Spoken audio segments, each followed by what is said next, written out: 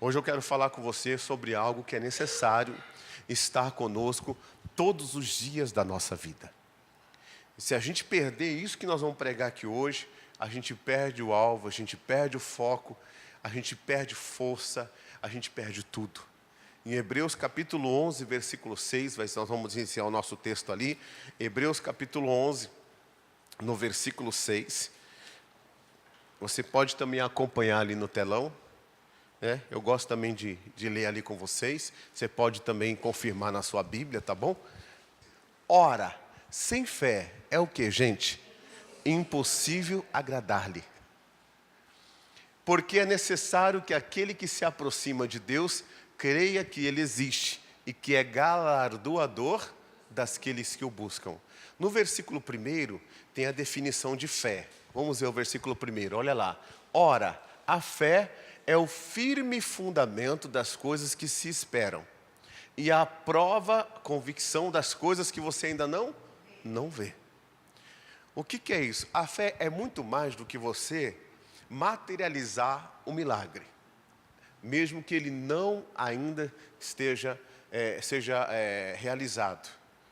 A fé é uma posição que você mantém sobre uma declaração de Jesus Cristo, sobre uma declaração de Deus. E a nossa fé, ela não pode ser curta. A gente tem que sustentar a fé até a obra ser realizada, até acontecer. Porque tem casos que você ora e logo acontece, mas tem casos que você ora que é uma guerra, é uma batalha. E se você ficar vivendo o que você está vendo, o que está diante dos seus olhos, você não vai conseguir ir muito longe, porque a sua fé vai ser minada. E de que forma que a fé vai ser minada? O inimigo trabalha mostrando os fatos, e Deus trabalha dando a palavra para você no coração daquilo que Ele tem para a sua vida. Teve um caso, eu tive uma situação na minha vida, que foi quando eu comecei no Evangelho. 24 anos, comecei a pregar em 2000 em diante. Não sei se foi 2000, 2001, 2002. Eu sou muito ruim de matemática, vou fazer a conta aqui rapidinho para você. Mas foi 2000 para frente, estava pregando já. E chegaram na igreja e me chamaram, era por volta de 11 horas da noite, e falaram assim: pastor, lá em casa tem uma senhora que está endemoniada, o senhor pode ir lá? Eu não conhecia aquela família. E eu falei: posso sim. E aí nós fechamos a igreja, a gente já ia para casa, fechamos a igreja e fomos na casa dessa senhora. Quando nós chegamos lá, tinha uma senhora verdadeiramente lá endemoniada, a família inteira, ninguém sabia mais o que fazer. E aí eu fui, e com o entendimento que a gente tinha, a gente orou pela pessoa e mandou o mal embora. Quando a gente mandou o mal embora, a mulher voltou. A mulher voltou, aí deu aquela alegria, né, no coração, aleluia, glória a Deus, a mulher está liberta. E a mulher sentada assim, daqui a pouco ela falava assim, ó: não fui embora, não fui embora. Eu falei: que negócio chato é esse? E aí eu coloquei a mão de novo, orei de novo: sai em nome de Jesus. Aí ela voltava. E depois ela: eu não fui embora. Isso começou 11 horas da noite. Nós fomos até quase 3 horas da manhã. Foi uma guerra, irmãos.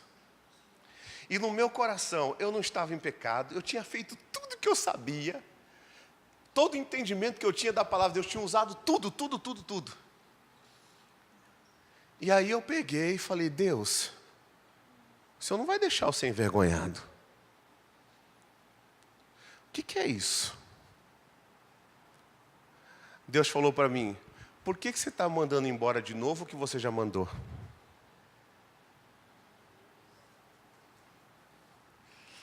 Eu peguei uma cadeira, sentei do lado da mulher que estava endemoniada e falei assim para a dona da casa: senhora, a senhora faz um cafezinho lá para mim com bolacha que eu estou com fome. Ela virou para mim e falou: mas e aí, essa situação? Eu falei: eu não converso mais com ele. Já está dada a ordem. Não vou falar mais. Eu vou ficar firme no que eu já fiz. Deu para entender? Eu vou ficar firme no que eu já fiz. Irmãos, não deu segundos, o bicho foi embora e não voltou mais. Ele estava me enganando, irmãos. Quando você fala em nome de Jesus e você crê na palavra de Deus revelada ao seu coração, é só você ficar firme depois.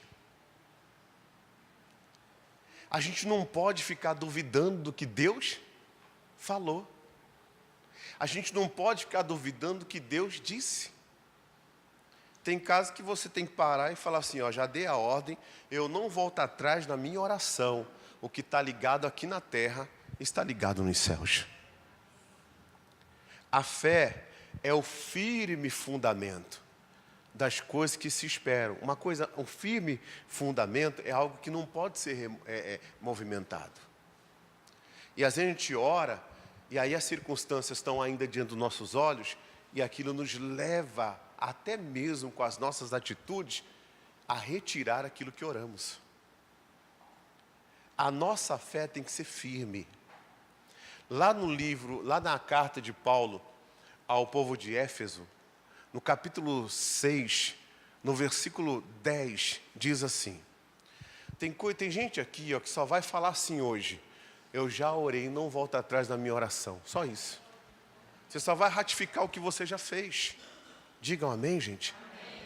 Olha lá, no demais, irmãos meus, fortalecei-vos no Senhor e na força do seu poder. O Senhor é a palavra, a força do poder dele é a oração, é o Espírito Santo.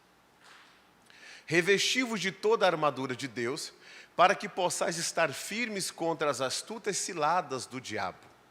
Versículo 12. Pulou um, não? Deixa eu ver o 11.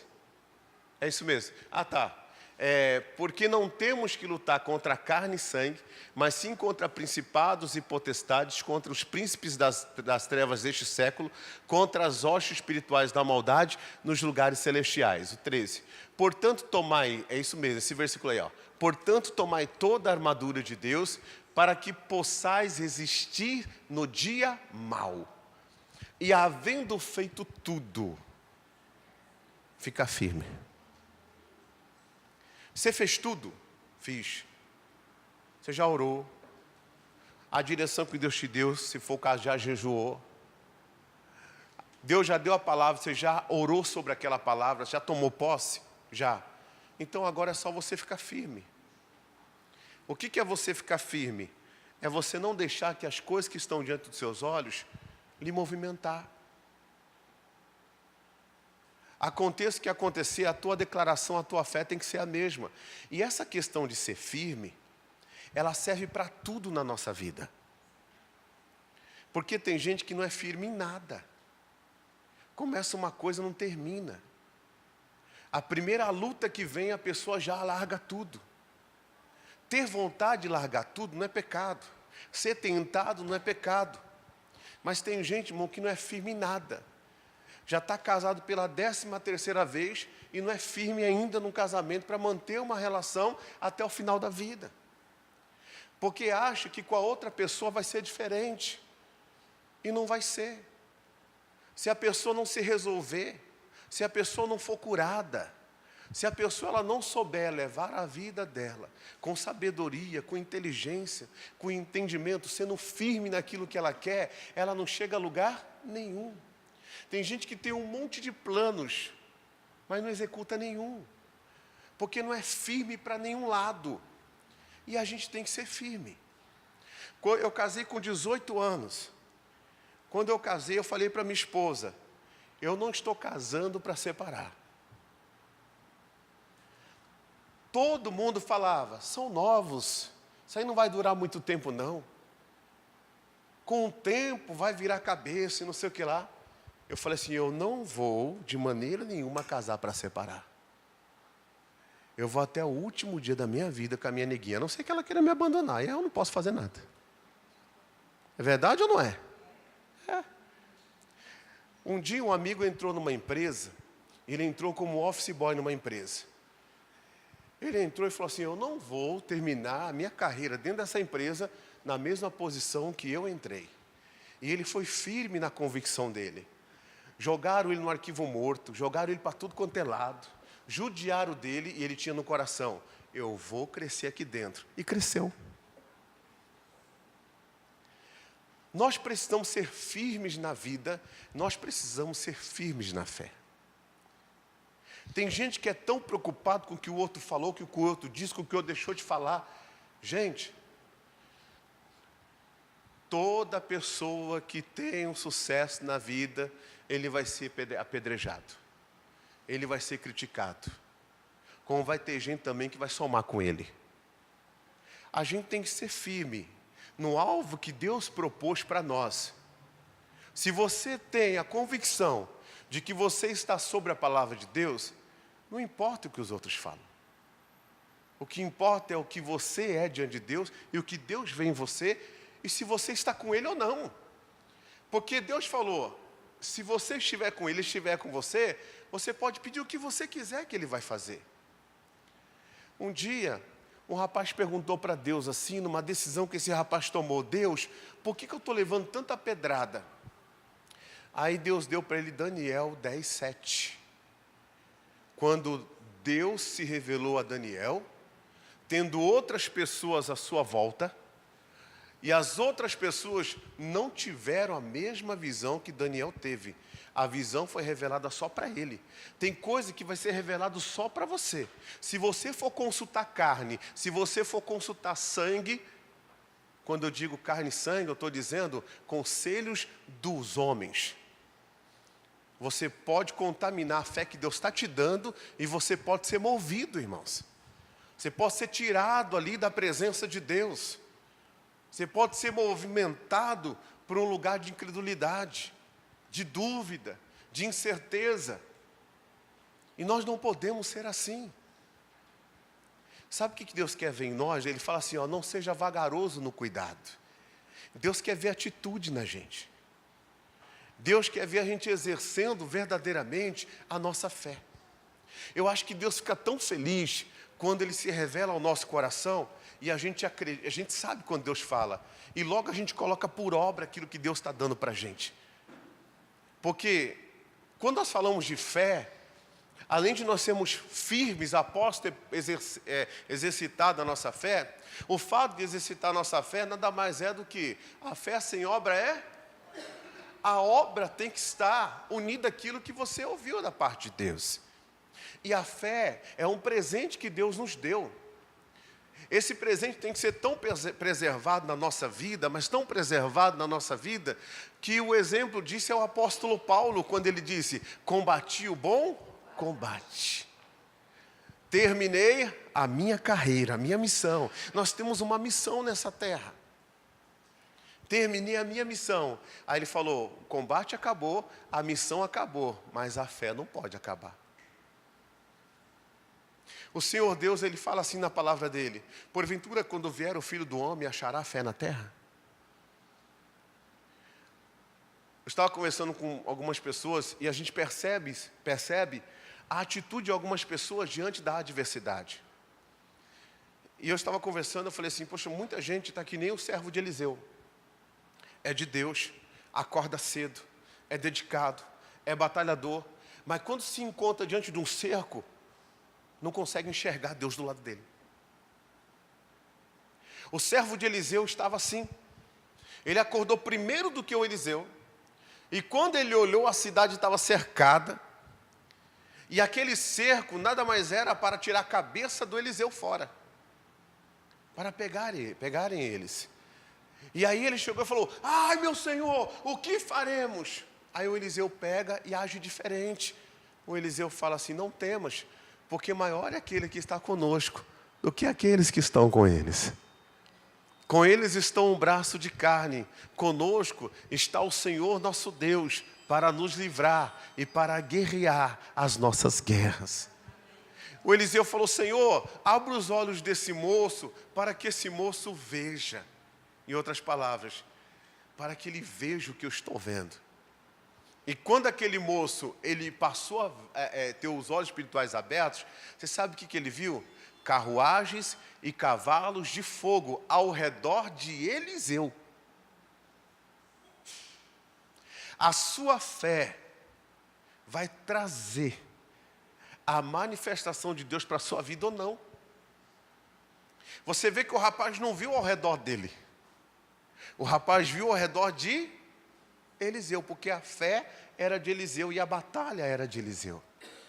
Tem batalha que é sua, tem batalha que é minha, e nós temos que estar revestidos do poder de Deus, revestidos com a palavra de Deus.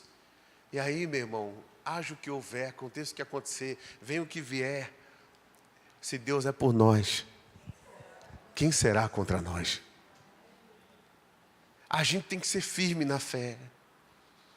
Às vezes a gente vê pessoas deixando essa firmeza, e a gente vê a pessoa caindo, despencando.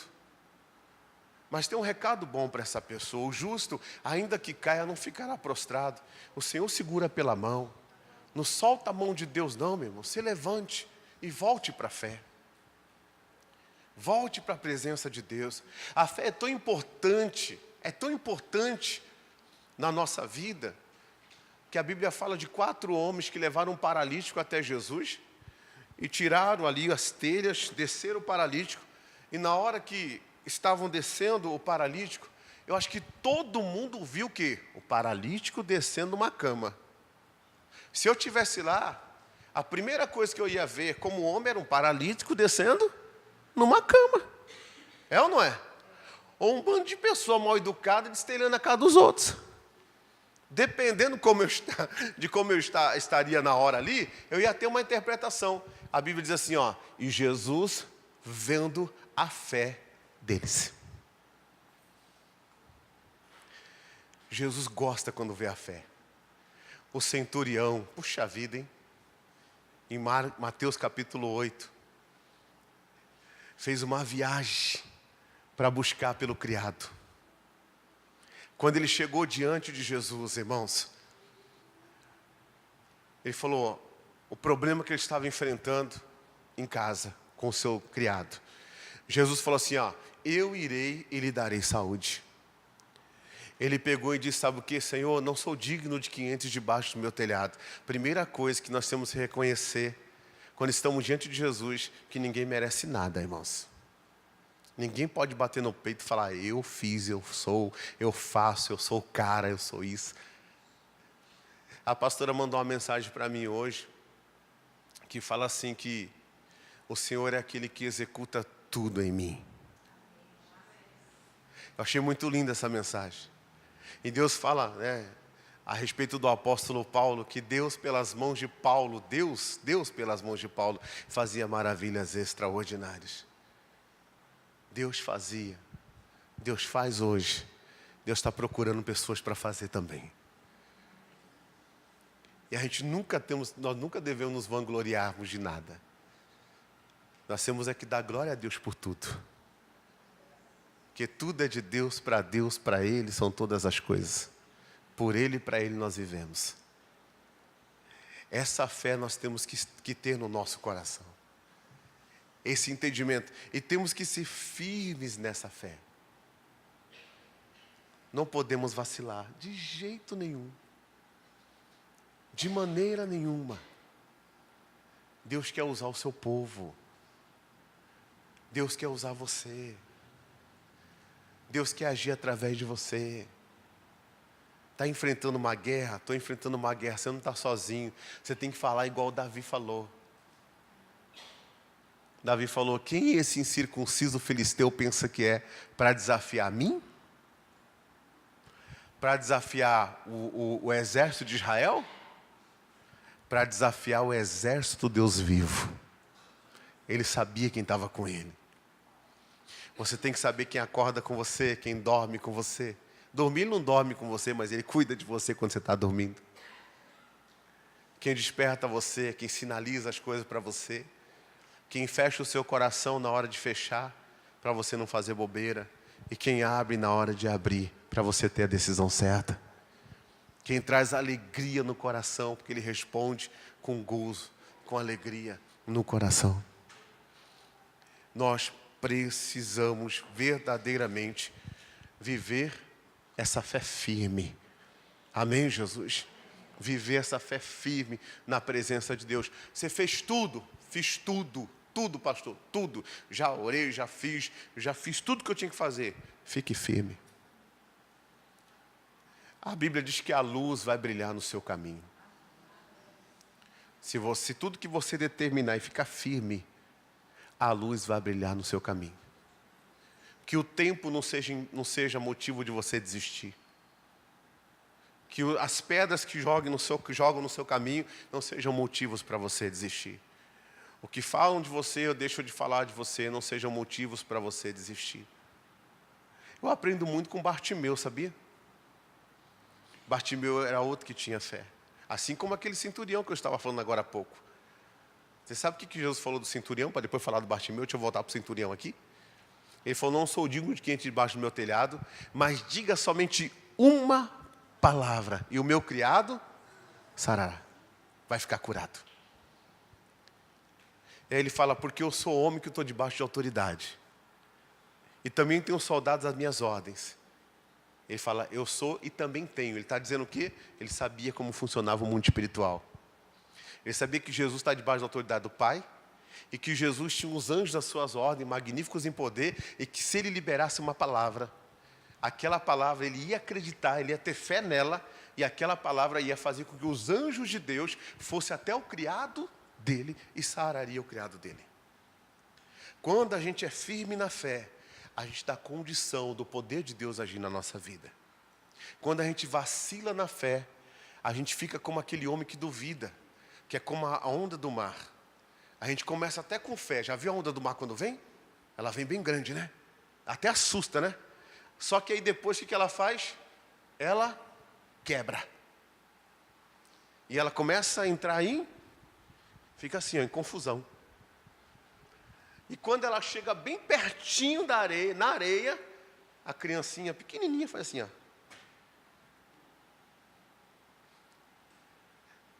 E você percebe que o mar, ele tenta se firmar na terra, porque quando ele entra, é como se ele estivesse agarrando na terra, querendo ficar ali. Você já parou e ficou assim? No mar, quem já foi para o mar sabe. É como se a água não quisesse voltar.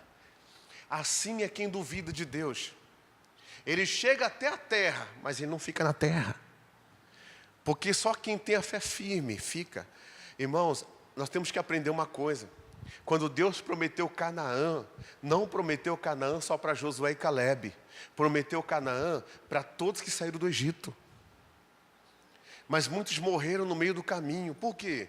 Murmuraram, se prostituíram, não acreditaram quando Deus disse que eliminaria os inimigos e que eles iam triunfar mesmo no meio dos inimigos. Muitos não acreditaram. Aqueles que não acreditaram contaminaram a congregação. A congregação, em vez de ficar firme na fé naquilo que Jesus falou, porque fé é fidelidade à palavra de Deus, eles começaram a querer pegar pedras até para atacarem naqueles que estavam na fé. Canaã não era para meia dúzia. A cura não é só para alguns não, irmãos. A prosperidade não é só para alguns não.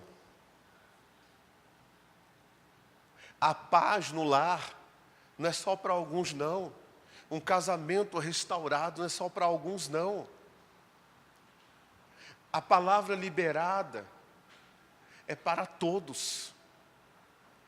Agora nós devemos pegar essa palavra e misturar com a fé. Diga amém, Jesus. Com a fé. Aquele centurião foi e teve a resposta.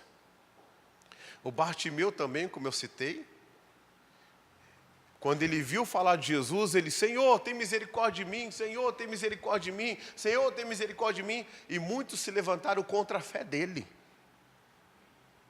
Muitos. Você tem que desconfiar de tudo que se levanta contra a tua fé. Você tem que desconfiar de tudo aquilo, irmãos, que se levanta contra a tua fé. Principalmente quando você tem a certeza, até mesmo nas questões da vida, que Deus tem aquele propósito para você, naquele segmento que você está traçando para a sua vida. Aquilo é a fé que Deus te deu. Porque para cada pessoa aqui Deus tem um propósito. E às vezes do nada pessoas vêm e se levantam contra a sua fé. Quem está grato de ter entrado nessa igreja aqui hoje? Faz assim. Mas muitas pessoas se levantaram contra a minha vida para esse dia não chegar. Muitas pessoas. Tem gente que desejava que eu fosse trabalhar fora do que se eu obedecesse a Deus, pegando de presente do Senhor essa responsabilidade de ter esse ministério.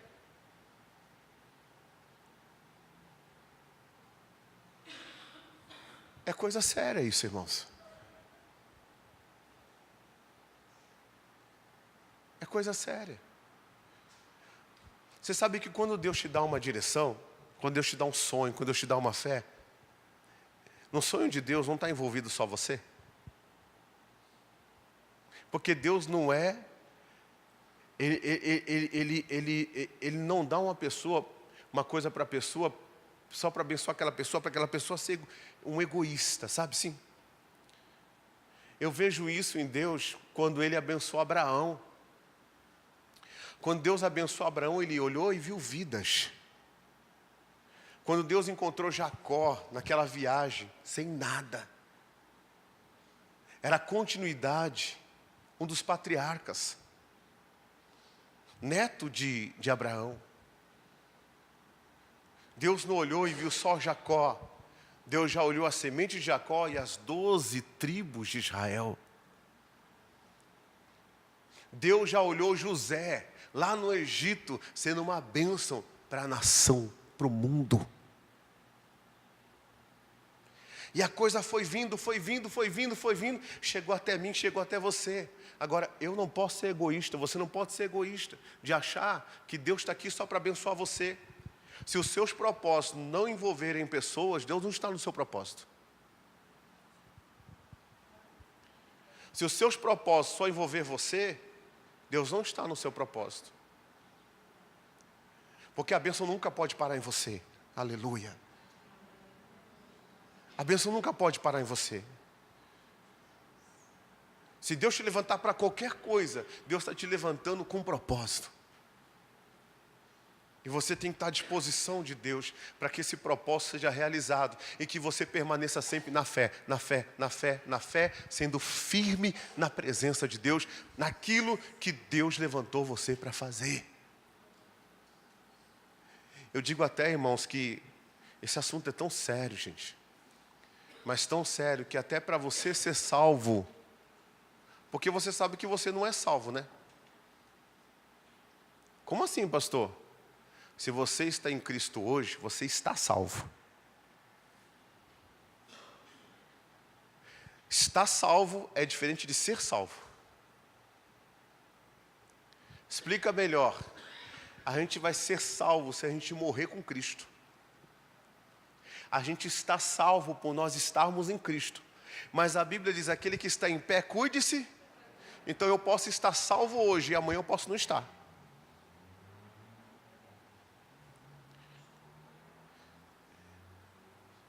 E tem gente trazendo um ensinamento por aí que pela graça sois salvos. Ótimo, eu concordo.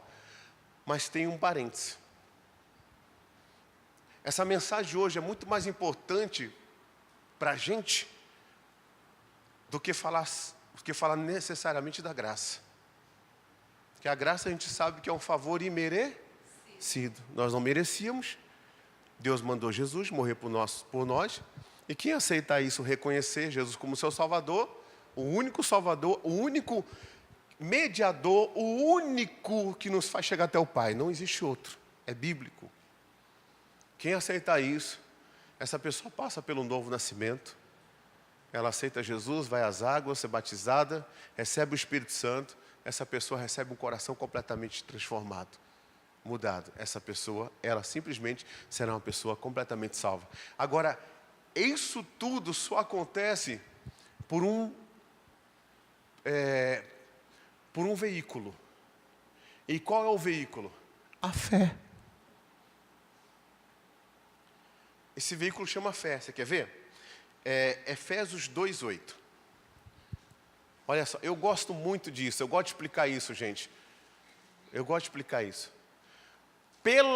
Porque pela graça sois salvo. Eu sou salvo pela graça. Nós vamos ser salvos pela graça. Somos salvos pela graça. Agora veja só, vírgula, por meio da fé. Então eu tenho que ficar mais preocupado com a fé do que com a graça.